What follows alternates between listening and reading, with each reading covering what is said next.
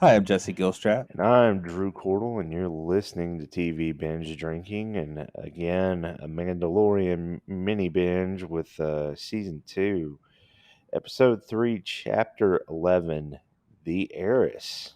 Don't hurt yourself trying to spit that all out. I know, too late. I'm drinking this week, once again, Willie's Remedy, the hemp Willie Nelson coffee. Drinking that with a little bit of Starbucks white chocolate mocha creamer put inside of it. So, yeah, been enjoying that. The sweetness, the relaxation, the caffeine kick, the confusing amalgamation of ingredients that I now have before me, but it is enjoyable. And I myself am having some Dunkin' Donuts coffee with some skinny syrup again, but this time it's a salted caramel. So it kind of gives it almost that caramel macchiato flavor. So again, not my typical boring black coffee, but got a little kick to it this time. It tastes pretty good. And of course, sipping from the child mug, uh, and the child definitely made a huge comeback last week. I don't think, that he was in this week's episode as much as the previous one, but still had a couple of meme worthy moments for sure, and that's all it is. That's what it's all about. You gotta crank those memes out. But no, they're always a pleasure to see the child on screen, and it was no different this week. But before we jump into this week, I just want to mention that I rewatched last week's episode, The Passenger, with Christy, and although I feel like I kind of stand the same place where we did at the end of the episode, I was really critical of it last week, and while I still kind of have my you know hang-ups on it, I actually enjoyed it a lot. I was able to enjoy the episode a lot more on a second viewing, and especially I was able to enjoy like the last half of it a lot more. Really kind of sit back and just enjoy kind of the ice spider sequence for what it is. And I really did enjoy a lot of the cool um visual tricks, and just you know just the whole feel of it. And it kind of left me thinking, okay, that episode was just a little bit better than I was giving it credit for. But uh, definitely enjoyed it, and uh, I think I enjoyed the character Frog Lady a little bit more, um, second viewing, and leading in this week's episode. Of course, she's back for a smaller role, so to speak, but she yeah, I really kind of enjoyed that episode just a little bit more. And so I've so far this season, I feel like has been off to a pretty solid start, despite some reservations. But I do believe that I'm not 100% sure how you feel about this week's episode. I've got a hint, just from a couple of our texts before we recorded, but I was very impressed with the Heiress. I'm just gonna let you take off and get your feelings on it, because I knew some of these things were coming, but of course, we don't know week to week what's going to happen. But I felt like this episode, while not a total shocking surprise, was just kind of a nice little um, surprise episode following the two kind of monster of the week episodes we just got, and this is kind of a joy to watch. Well, you talking about rewatching The Passenger and having a not complete reassessment, but knowing what you were in for, Right. sort of viewing, kind of speaks to the way that obviously we mentioned it several times, but watching these all fresh and for the first time and without knowing where the season is going to go. So Right. I always try not to do too much guesswork about what's the shape of this thing going to be. I just want to be in for the ride and enjoy each episode for what it's worth and then enjoy the season as it unfolds. But the first two episodes certainly were not bad, uh, not at all. But it felt more like, okay, where's the season going to go? And of course, part of it was season two, episode one, kind of ending with hint of Boba Fett and not getting that, and maybe we're never going to get that this season. It might have been it, and we might just have to wait for a Boba Fett series in and of itself, which you know could be okay in terms of setup, and it's just kind of irritating if you don't have enough on the plate in front of you. Right. If everything is always teases to future things, and then you get to the future thing and it's a tease to another future thing, and it's like, okay, when are you going to give me some substance? That's always a frustration to me.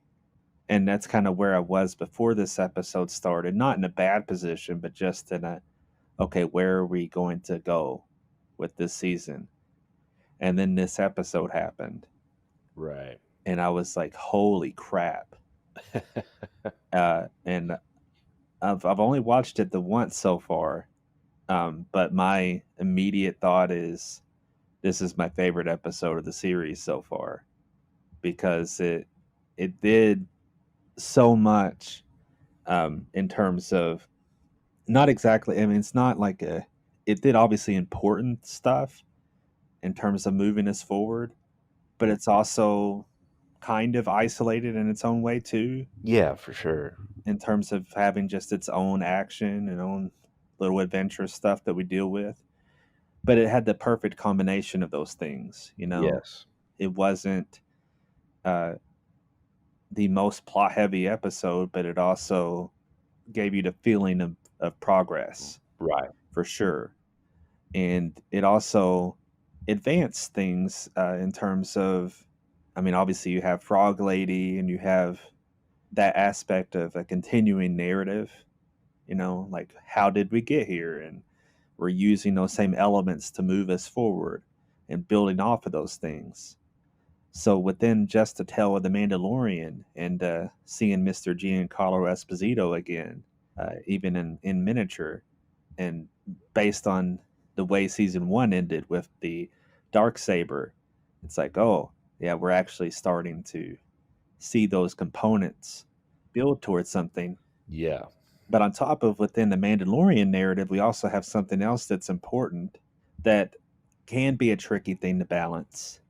But I think this episode once again did it incredibly well, which was calling back to other Star Wars material vis-a-vis Clone Wars. Right. And obviously we knew that there almost had to be possible, there had to be that aspect of it at some point because of the dark saber, because we knew Ahsoka Tano was coming.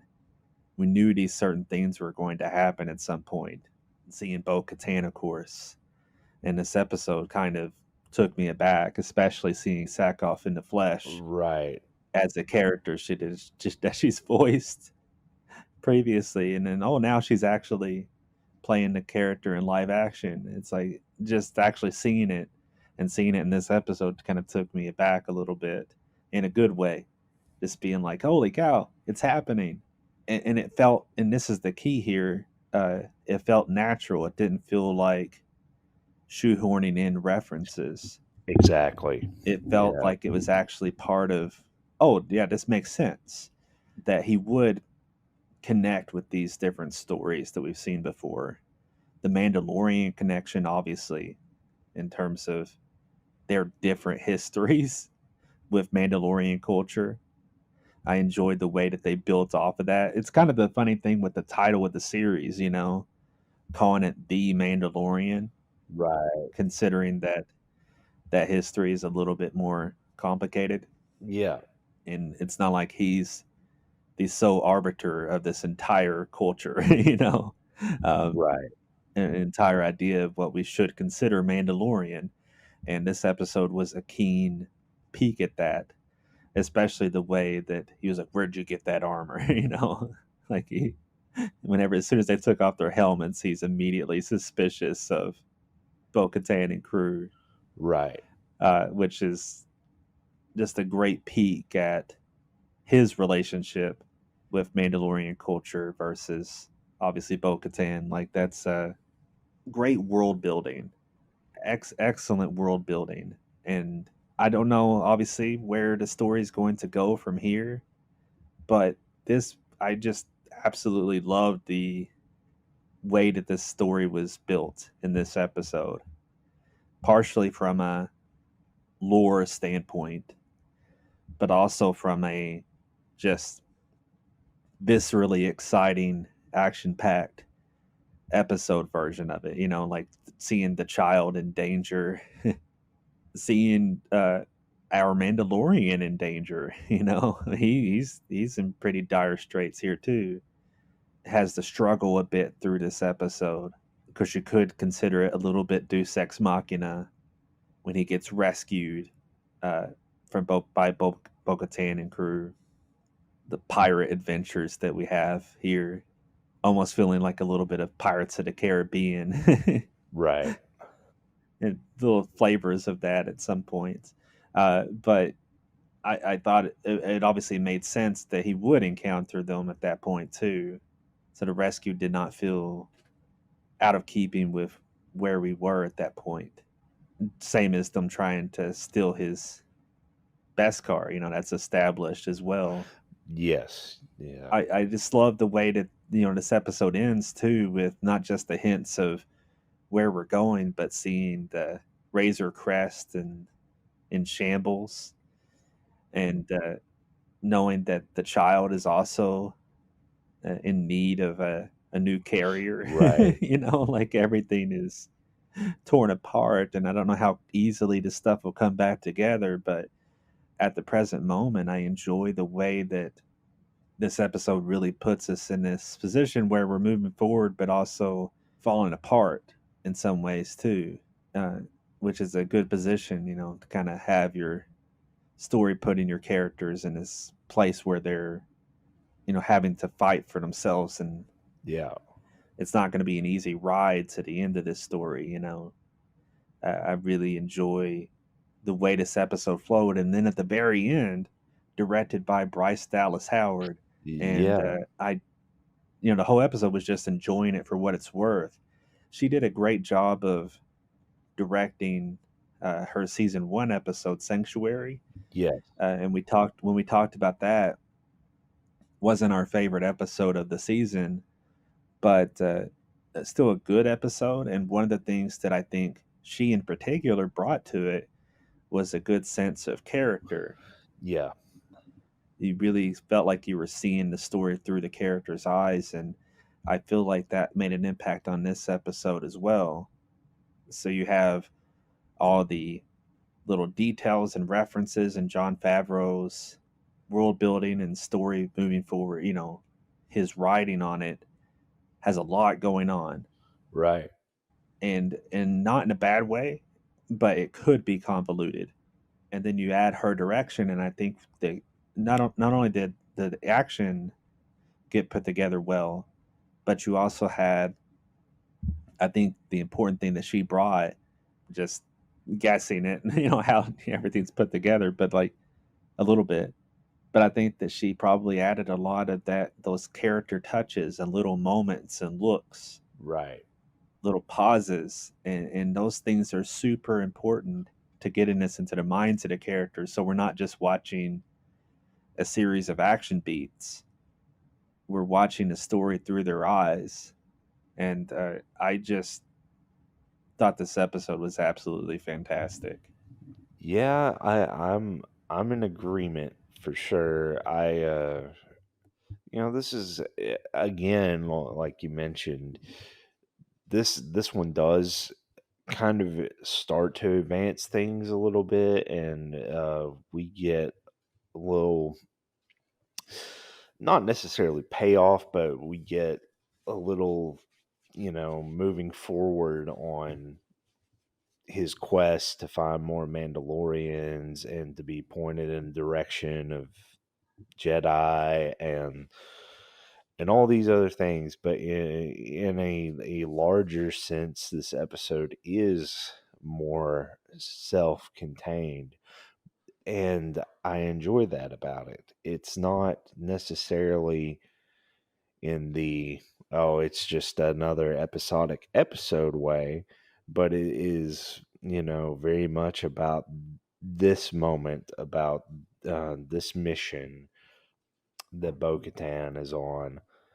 about the plan she has for the future, about uh, Mando realizing that, his way is not the only way, Yeah, which I think was very interesting and was something I was very curious about anyway, because the other Mandalorians we have met through Clone Wars have not had the same, hang-ups about masks and or the helmets and some of the other beliefs. Haven't, never been as cultish as what he's involved with.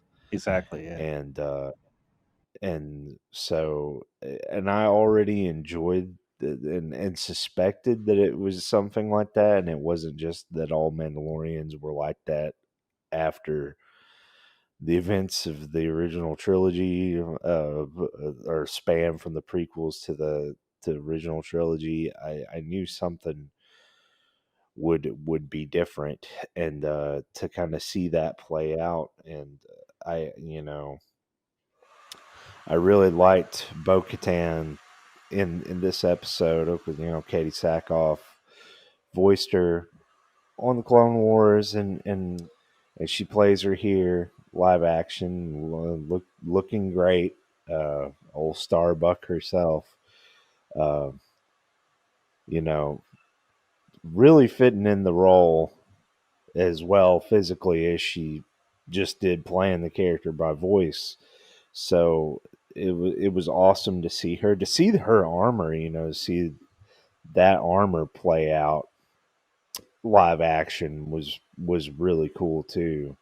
And I want to mention the other female Mandalorian, Casca Reeves, is played by an actress named Mercedes Verando, who actually, or well, more famously known as Sasha Banks from WWE. She was part of a big movement in wrestling to kind of put women more at the forefront of the actual wrestling than just being eye candy several years back. And she's an incredible talent in the ring, and she doesn't get to have a lot to do in this episode character wise, but it was kind of cool to see her kind of have a role on this show and be involved with some of the action bits. And I've kind of jumped right into the the Mandalorian plots, in that they end up telling him that, hey, we're actually trying to steal armor and weaponry from this Imperial craft. We need your help, and then we'll point you in the right direction.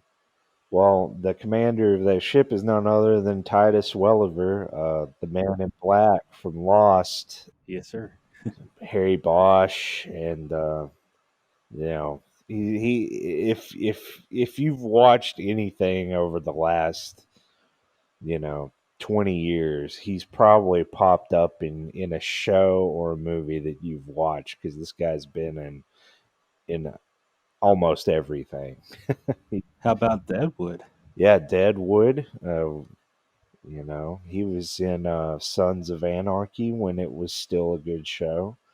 Um, it was one of the villains on it. One of the best villains on that show.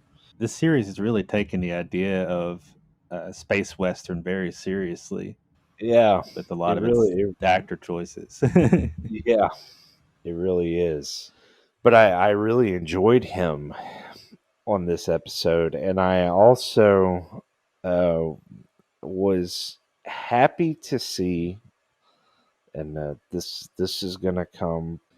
This is gonna be brought up later when we talk about the sequel trilogy, when we start talking about the movies. But I do like seeing competent imperial officers, or and I liked seeing him actually in charge of this situation, and not just kind of, you know, Saturday morning cartoon villaining around this situation. And he it's a little, not that there isn't some fun in the way that, some of his subordinates act, um, because you have the great bit where the the officer kind of brilliantly, well, it almost seems brilliant for a second, when he locks the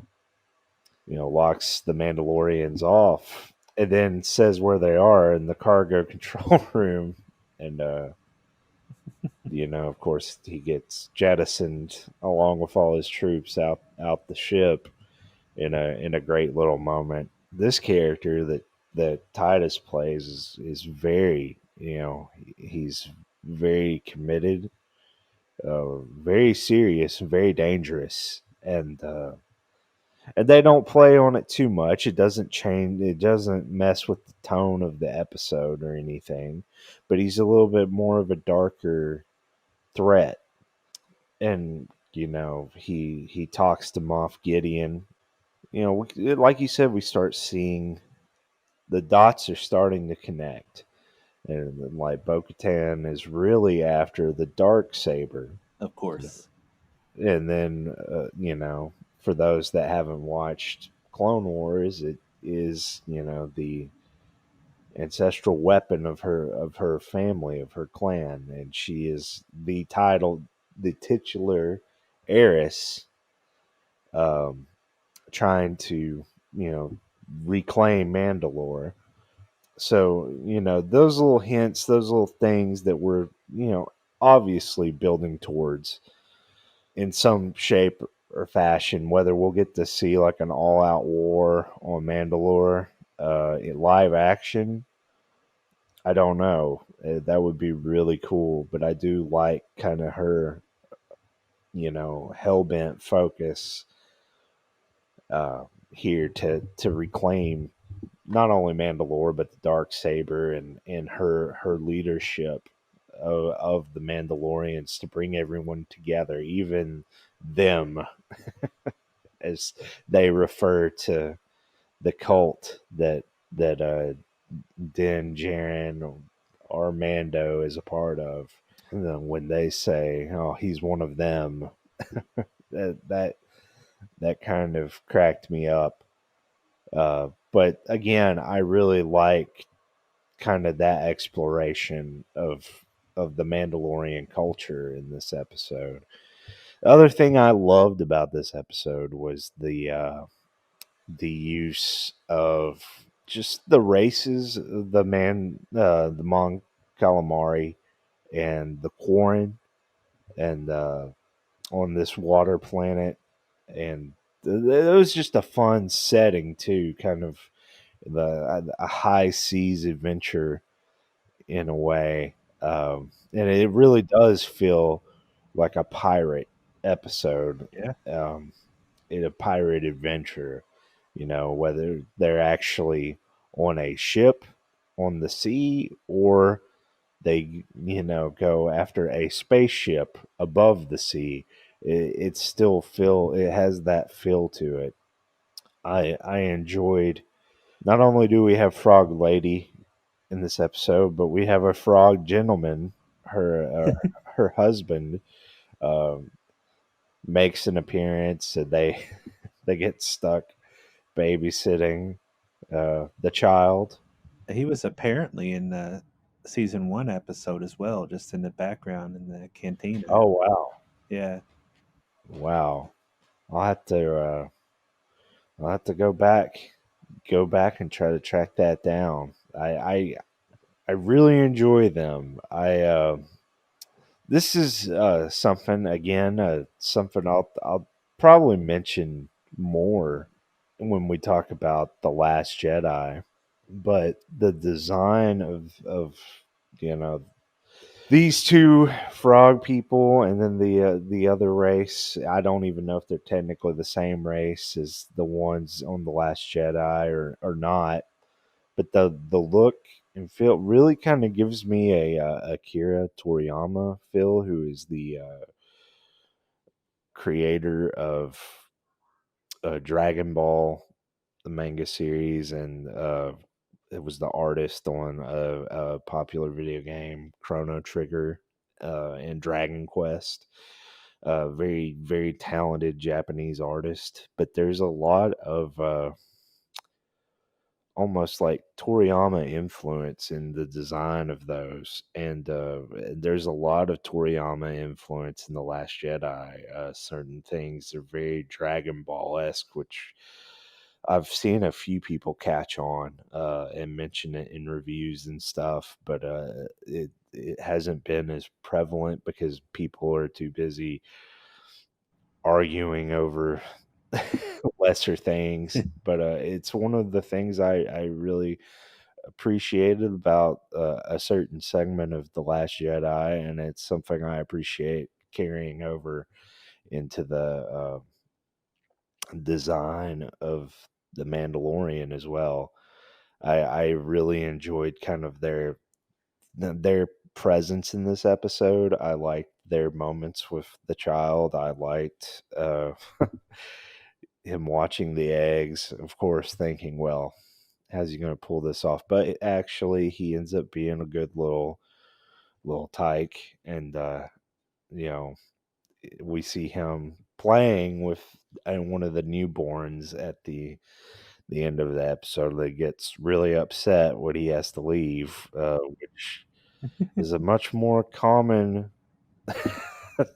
toddler thing that people may realize. If you drop your child off somewhere, they're going to be mad when they have to leave. Even if they're ready to come home, they're still going to act upset when it's time to leave somewhere. So that's hilariously accurate. Yeah. But I really did, and I, jumping to the beginning, back to the beginning. I enjoyed the entering the atmosphere uh, of Trask. I liked, that bit. Some of the little kind of adventure moments that other things would gloss over, just like, oh, like real quick, and have him make it into the atmosphere and make it real quick. He's actually struggling, and it's a bit of a suspense sequence, and I really enjoyed that. And he's struggling because of previous events. So we're Right. like building off Yeah. of, actual consequences to the adventure as we go. Right. And the it's kind of similar, if I'm not sure how, what the plan is for the show, how many seasons they kind of envision.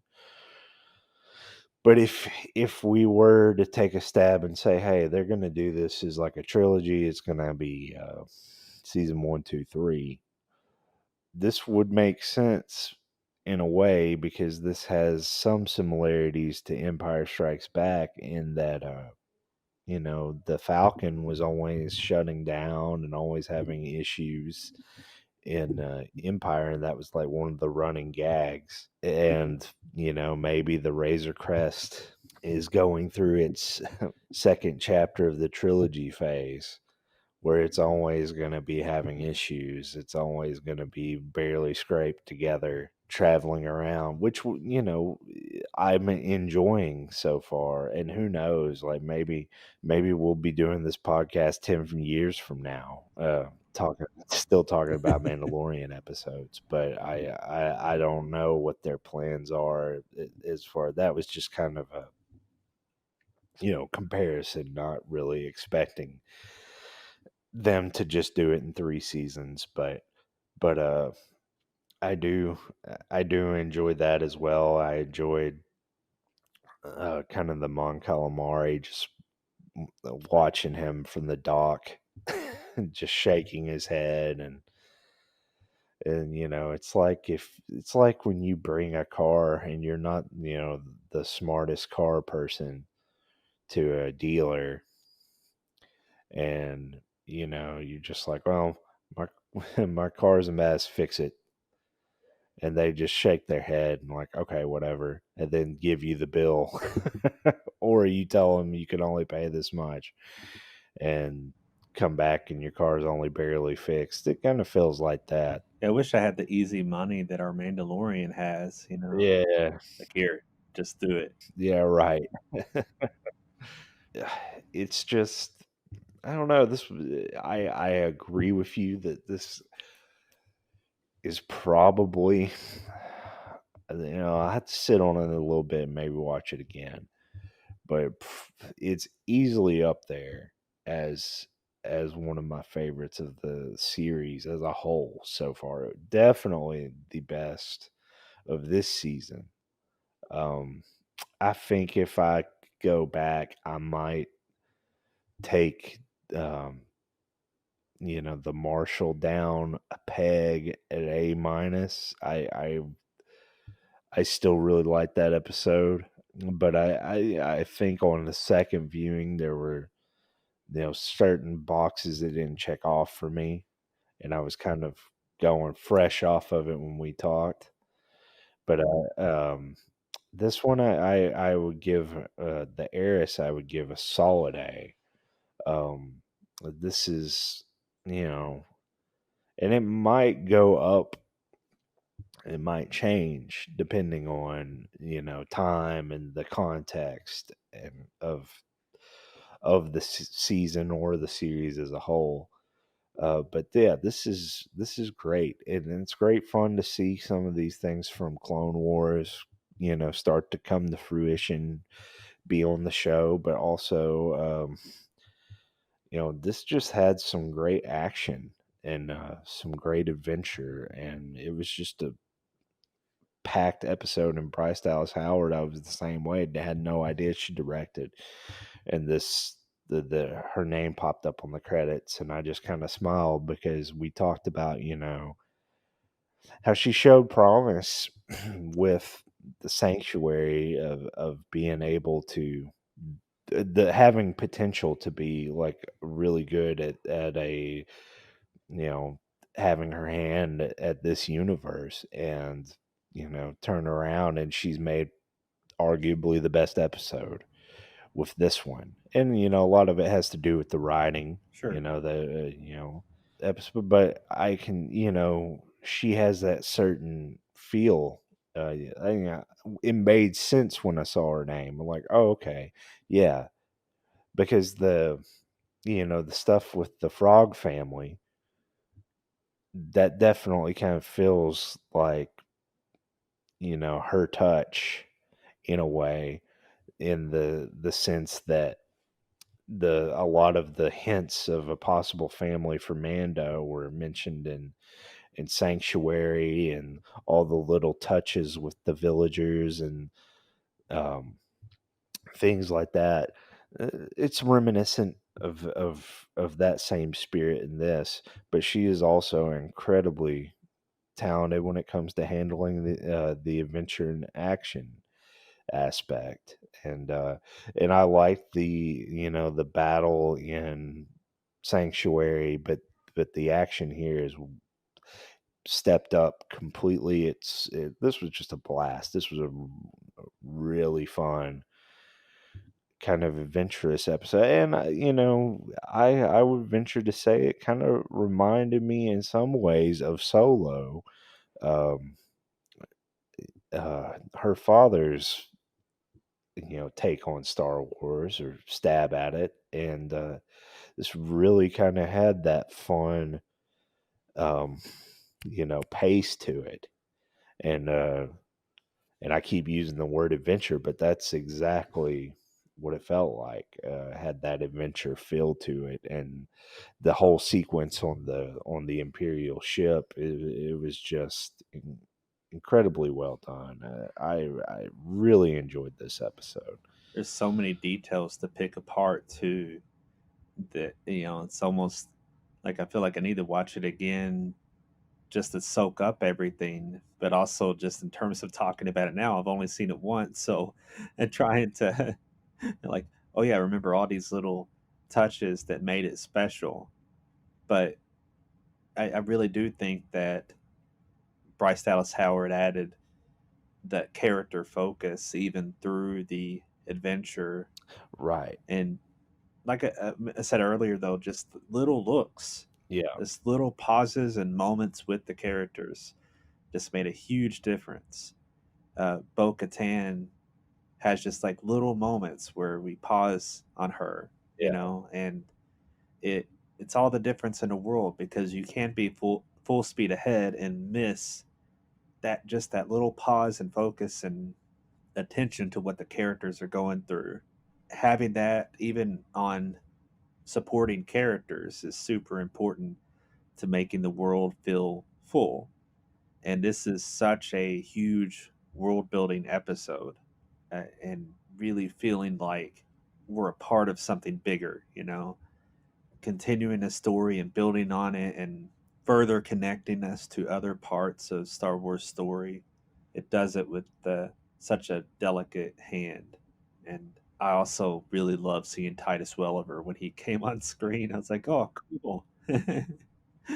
Seeing him when he shocks himself to death for the cause, Right. really effective in terms of telling you about, speaking of cults, their own cult. Right. Great to see how more as we move forward with Moff Gideon. Yes.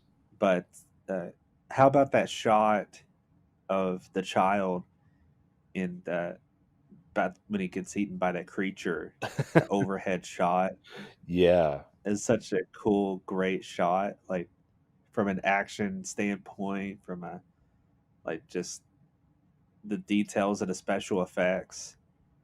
It was just a really well done shot, and it reminded me, interestingly enough, of Jurassic World, Yes. Yeah. The Mosasaur. I know exactly what you're talking about. Yeah. Yeah. starring, of course, Bryce Dallas Howard. Yes. But yeah, anyway, I have to imagine that played some role in at least in her mind of how to shoot that action, Right. a little bit. But yeah, it's just I don't know. Like I've been weighing this, and I feel like I say this too often, but we're often on a precipice with the ratings, and Yeah. I feel like I'm just gonna go there and say I'm giving this an A+, just because Okay. uh, it it checked all the boxes for me, and the more I think about it, the more I'm just kind of solidly on that plane. And what's weird about it, I mean, not super weird, but just interesting. Not to beat a dead horse, but it it's that thing where this isn't well, let me say this.